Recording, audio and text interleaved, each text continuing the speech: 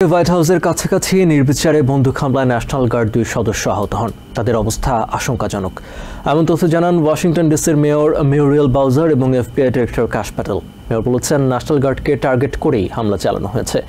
এছাড়া কাশ প্যাটেল বলেছেন এফবিআইয়ের নেতৃত্বে এই ঘটনার তদন্তে একযোগে কাজ করবে department of homeland security, secret service, ATF এবং ডিইএ। তাছাড়া গুলিবর্ষণের ঘটনাকে সম্ভাব্য সন্ত্রাসী হামলা হিসেবেই বিবেচনা করা হচ্ছে। এনবিসি নিউজ সূত্রের বরাত দিয়ে জানিয়েছে 2 সদস্যের মাথায় গুলি লেগেছে। বৃহস্পতিবার থ্যাঙ্কসগিভিং ডের উৎসব ঘিরে বুধবার দেশের অধিকাংশ মানুষ যখন প্রস্তুতি নিচ্ছিলেন, অনেকেই নির্ভর হয়ে ভ্রমণে ছুটছিলেন। ঠিক এদিন দুপুর 2টার দিকে হোয়াইট হাউসের কাছে প্যাট্রোলরত 2 ন্যাশনাল গার্ড সদস্য অ্যাম্বুশ বা অতর্কিত হামলার শিকার হলেন।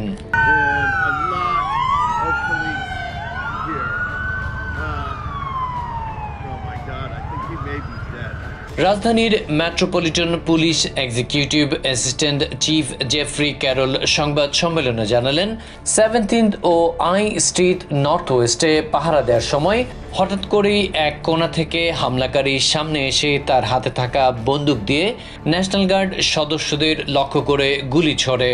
পাল্টা জবাব দেয় ন্যাশনাল গার্ডও, কিন্তু ততক্ষণে আহত হয়ে পড়ে তাদের 2 সদস্য। নির্বিচার গুলিতে আহত 2 ন্যাশনাল গার্ড সদস্যের অবস্থা আশঙ্কাজনক এবং তারা স্থানীয় হাসপাতালে ভর্তি বলে তথ্য দিয়েছেন ওয়াশিংটন ডিসির মেয়র মিউরিয়েল বাউজার এবং এফবিআই ডিরেক্টর কাশ প্যাটেল। বাউজার বলেছেন, ন্যাশনাল গার্ডকে টার্গেট করেই ওই হামলা চালানো হয়েছে।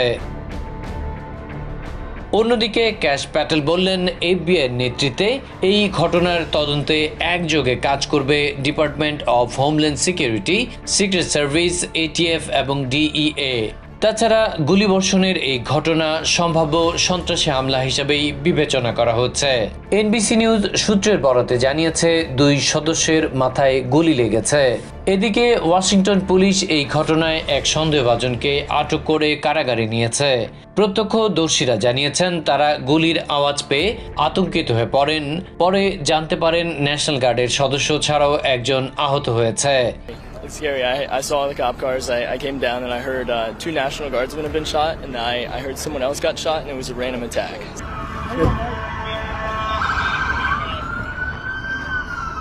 এই দিন হোয়াইট হাউসে ছিলেন না প্রেসিডেন্ট ডোনাল্ড ট্রাম্প। ফ্লোরিডা থেকে এক সামাজিক মাধ্যমের বার্তায় তিনি জানিয়েছেন, ন্যাশনাল গার্ড সদস্যদের পাল্টা গুলিতে হামলাকারীও আহত হয়েছে। আহত গুরুতর 2 ন্যাশনাল গার্ড সদস্য আলাদা হাসপাতালে চিকিৎসা নিচ্ছেন বলেও তথ্য দিয়েছেন president. So myself and other people started to run back down I Street. ওদিকে সেক্রেটারি অব ওয়ার পিট হেক্সেট জানালেন, গুলিবর্ষণের ঘটনায় রাজধানীতে আরো 500 ন্যাশনাল গার্ড সদস্য মোতায়েনের নির্দেশ দিয়েছেন president. We will never back down. We will secure our capital, secure our cities. In fact, this happened just steps away from the White House. It will not stand. And that's why President Trump এভাবে target করে হামলার নিন্দা জানিয়ে হেক্সেট বলেন, যখন Washington ডিসির অপরাধ ঐতিহাসিকভাবে কমে আসছিল, তখন এই ন্যাক্কারজনক হামলার ঘটনা ঘটেছে, যা কোনোভাবেই বরদাস্ত করা হবে না এবং অপরাধ দমনে আরও কঠোর পদক্ষেপ নেওয়ার ঘোষণা দেন ওয়ার সেক্রেটারি। ওয়াশিংটন ডিসিতে বন্দুক হামলার পর শহরে ন্যাশনাল গার্ডের অতিরিক্ত 500 সদস্য মোতায়েনের নির্দেশ দিয়েছেন প্রেসিডেন্ট ডোনাল্ড ট্রাম্প। বুধবার ডমিনিকান রিপাবলিকে সাংবাদিকদের সঙ্গে আলাপকালে একথা জানিয়েছেন ওয়ার সেক্রেটারি পিট হেক্সেট। হামলাকে কাপুরুষোচিত আখ্যায়িত করে তিনি বলেন, অপরাধীরা দেশের সেরা সন্তানদের ওপর এই ধরনের সহিংসতা চালালেও রাজধানীকে সুরক্ষিত করতে তাদের সংকল্প থেকে পিছু হটাতে পারবে না। এদিকে ন্যাশনাল গার্ডের উপর হামলাকারীকে পশু আখ্যায়িত করে প্রেসিডেন্ট ডোনাল্ড ট্রাম্প সামাজিক মাধ্যমে বলেছেন, এর জন্য হামলাকারীকে চরম মূল্য দিতে হবে। অন্যদিকে হামলার সন্দেহভাজন হিসেবে রাহমানুল্লাহ লাকানওয়াল নামে 29 বছর বয়সী এক আফগানকে শনাক্ত করা হয়েছে। বুধবার ওয়াশিংটন ডিসিতে ন্যাশনাল গার্ড সদস্যদের উপর হামলার ঘটনাটিকে বেশ গুরুত্বের সঙ্গে দেখছে ট্রাম্প প্রশাসন। থ্যাঙ্কসগিভিং এর ছুটি কাটাতে প্রেসিডেন্ট ট্রাম্প ফ্লোরিডায় অবস্থান করলেও হামলাটি হোয়াইট হাউসের কাছাকাছি এলাকায় সংঘটিত হওয়ায় এরই মধ্যে রাজধানীর নিরাপত্তা ও সতর্কতা আরো জোরদার করা হয়েছে। এরই ধারাবাহিকতায় ডিসিতে ন্যাশনাল গার্ডের অতিরিক্ত 500 সদস্য মোতায়েনের নির্দেশ দিয়েছেন প্রেসিডেন্ট ট্রাম্প। ডোমিনিকান রিপাবলিকান সফররত ওয়ার সেক্রেটারি পিট হেগসেথ সাংবাদিকদের একথা জানান। We will secure our capital, we will secure our cities. In fact, this happened just steps away from the White House. It will not stand. And that's why President Trump has asked me, and I will ask the Secretary of the Army to the National Guard, to add 500 additional troops, National Guardsmen, to Washington, D.C. এই হামলাকে কাপুরুষোচিত ও জঘন্য বলে আখ্যায়িত করেন তিনি। The shooter shot in a cowardly, dastardly act targeting the best of America, heroes. Hegseth বলেন, এই ধরনের ঘটনা কোনোভাবেই বরদাস্ত করা হবে না। That will only stiffen our resolve. We will never back down. War secretary আরো বলেন, ওয়াশিংটন ডিসির অপরাধ দূর করতে ও নিরাপত্তা বাড়াতে বর্তমান প্রশাসন ঐতিহাসিক সাফল্য অর্জন করেছে, কিন্তু এমন সহিংসতা তাদের সংকল্পকে কেবল আরো দৃঢ় করবে বলে উল্লেখ করেন তিনি। The increase in safety and security has been historic.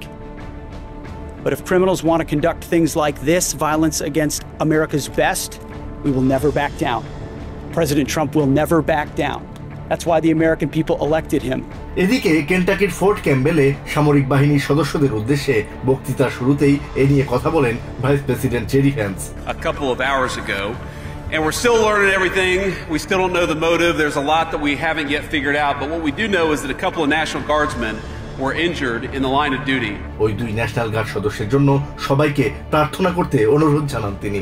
I want everybody who's a person of faith to say a prayer for those two National Guardsmen, that they're able to spend Thanksgiving with their families instead of losing their lives, because I understand they're still in pretty tough condition.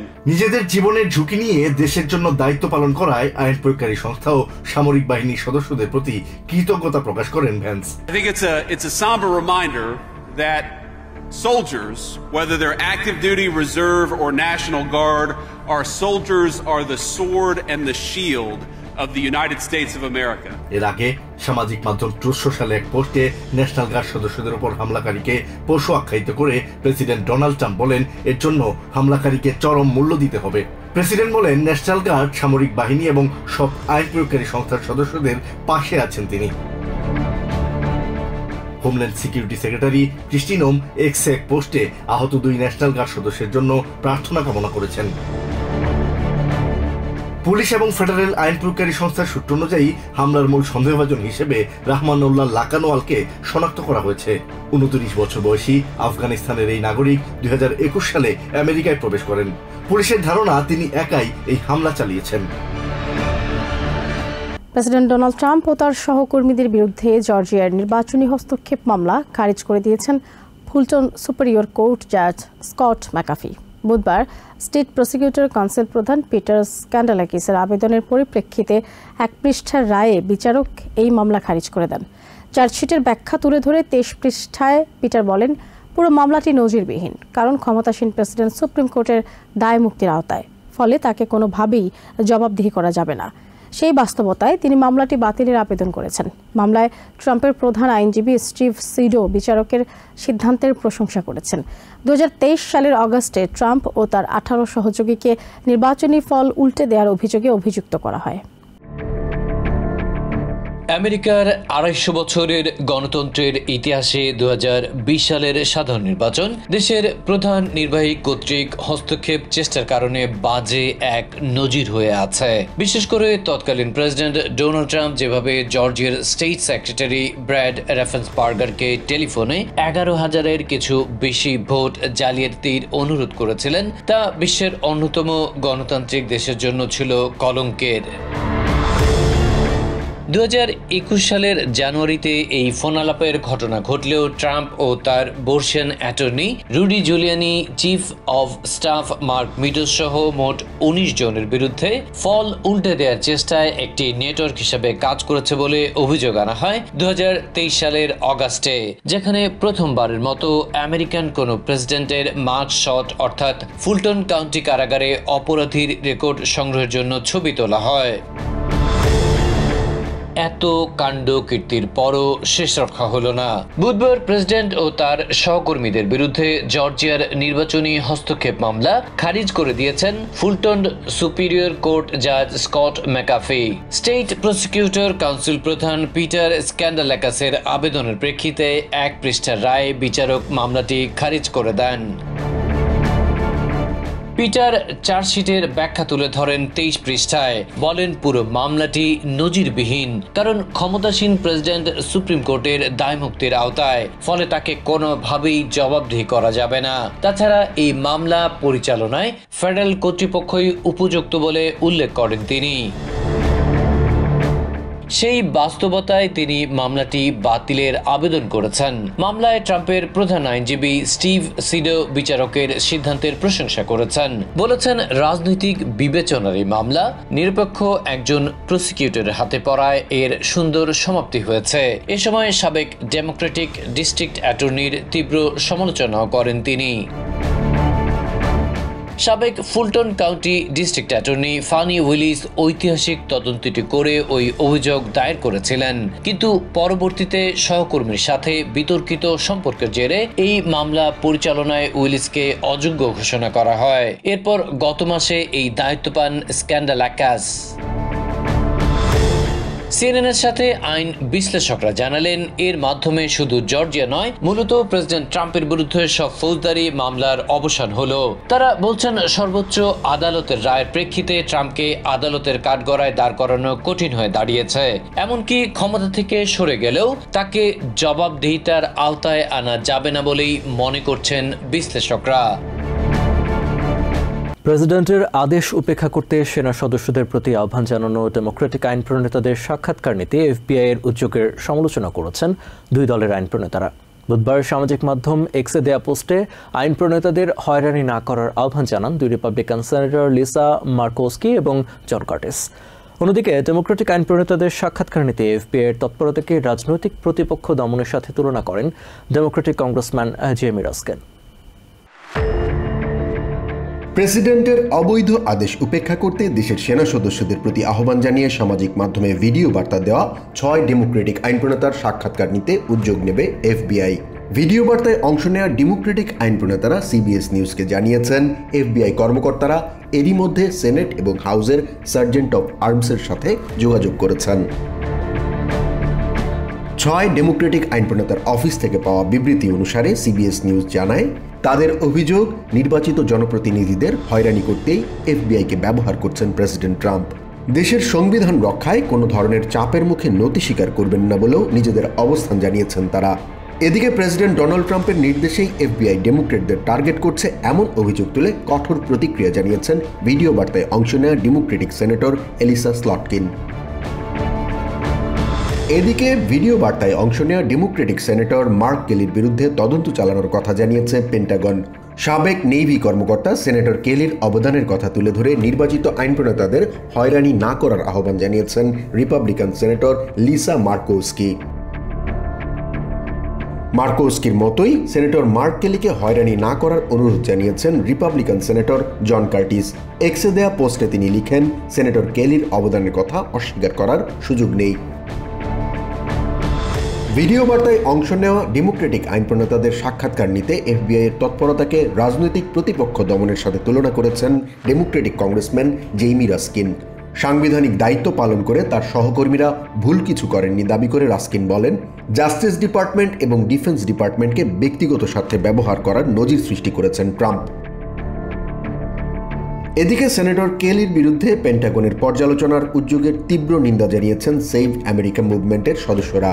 দেশের সামরিক বাহিনীকে প্রেসিডেন্টের ইচ্ছায় পরিচালিত করার চক্রান্ত করা হচ্ছে অভিযোগ করে সাবেক সেনা কর্মকর্তারা বলেন, সামরিক বাহিনীর ভূমিকাকে প্রশ্নবিদ্ধ করার এখতিয়ার কোনো প্রেসিডেন্টের নেই। জাস্টিস ডিপার্টমেন্ট এবং ডিফেন্স ডিপার্টমেন্টকে কুক্ষিগত করে প্রেসিডেন্ট ট্রাম্প নজিরবিহীন দমনপীড়ন শুরু করেছেন বলে অভিযোগ করেন ডেমোক্রেটিক কংগ্রেসম্যান এরিক সোয়ালওয়েল।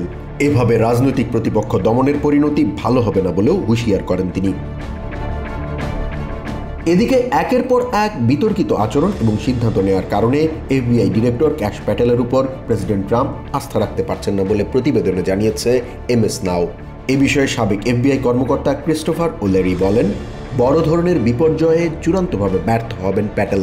তার মতো অযোগ্য ব্যক্তিকে এফবিআই এর গুরুত্বপূর্ণ পদে বসিয়ে ট্রাম্প প্রশাসন ভুল করেছে বলেও মন্তব্য করেন তিনি। থ্যাঙ্কসগিভিং এর ছুটিতে বিমানবন্দরে যাত্রীর চাপ তুলনামূলক কম থাকায় স্বস্তি জানিয়েছেন ভ্রমণকারীরা। বুধবার দেশের প্রধান বিমানবন্দরগুলোতে উল্লেখযোগ্য ভিড় চোখে পড়েনি। এছাড়াও ফ্লাইট বাতিল বা বিলম্বের সংখ্যাও ছিল অনেক কম। স্বাভাবিকভাবে এ সময়টায় বিমানবন্দরগুলো ব্যস্ত সময় পার করলেও এবারের চিত্র ছিল আলাদা। তবে ছুটির মৌসুম কেবল শুরু হওয়া এবং শেষ মুহূর্তে গ্রাহকদের আস্থায় এখনও আকাশপথের রেকর্ড ভ্রমণের প্রত্যাশা করছে বিমান সংস্থাগুলো। থ্যাঙ্কসগিভিং এর ছুটির ঠিক আগের দিনকে বছরের সবচেয়ে ব্যস্ততম ভ্রমণ দিন হিসেবে ধরা হয়ে থাকে, কিন্তু এবছর বিমানে ভ্রমণ করা যাত্রীদের জন্য সেই অভিজ্ঞতা ছিল পুরোপুরি ভিন্ন। বুধবার দেশের প্রধান বিমানবন্দরগুলোতে ভিড় ছিল প্রত্যাশার চেয়েও অনেক কম।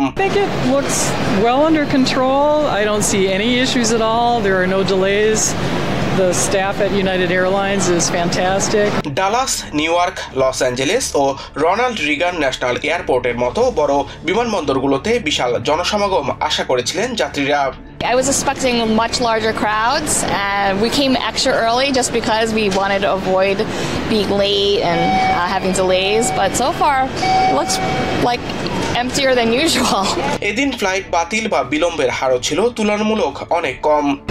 No delays, all going well. It's a nice airport. I've got no complaints. আরেক কলেজ শিক্ষার্থী সামান্থা মরিল বলেন, দ্রুততম সময়ের মধ্যে মসৃণভাবে সব কাজ সারতে পারায় তিনি খুশি। It was great. It was actually really smooth. There was a lot of people, but even through all the chaos, I think the traveling was like really easy, very quick. এছাড়া কয়েকদিন ধরে অনেকে ফ্লাইট বিলম্বের পূর্বাভাস দিলেও অধিকাংশ যাত্রী লাইনের দ্রুততা এবং সময়মতো ফ্লাইট নিয়ে সন্তুষ্টি প্রকাশ করেন। Yeah, tried to get up super early and anticipated a lot of traffic, but it wasn't too bad so far. যদিও রোনাল্ড রিগান এয়ারপোর্টে মেরিয়া ডারিংটন নামে এক যাত্রী তার ফ্লাইটে 40 মিনিটের বিলম্বের কথা জানিয়েছেন, তবে স্বীকার করেছেন ছুটির দিনে ভ্রমণের জন্য আগে থেকেই এমন প্রস্তুতি নিয়ে এসেছেন তিনি। Is to get to the airport early as possible, at least 3 hours early, just to make sure that if there's any cancellations, that will mitigate the stressors of traveling during the holidays. দীর্ঘতম সরকারি অচলাবস্থার মধ্যে বিমানবন্দরে বিশৃঙ্খলার জেরে অনেকেই শেষ মুহূর্তে তাদের ভ্রমণের পরিকল্পনা বাতিল করেন বা পিছিয়ে দেন। এছাড়াও আকাশপথে ভ্রমণের বিকল্প বেছে নেওয়ায় বিমানবন্দরে চাপ তুলনামূলক কমেছে, ফলে তেমন কোনো ঝক্কি ঝামেলা ছাড়াই স্বস্তিতে থ্যাঙ্কসগিভিং যাত্রা উপভোগ করছেন ভ্রমণকারীরা।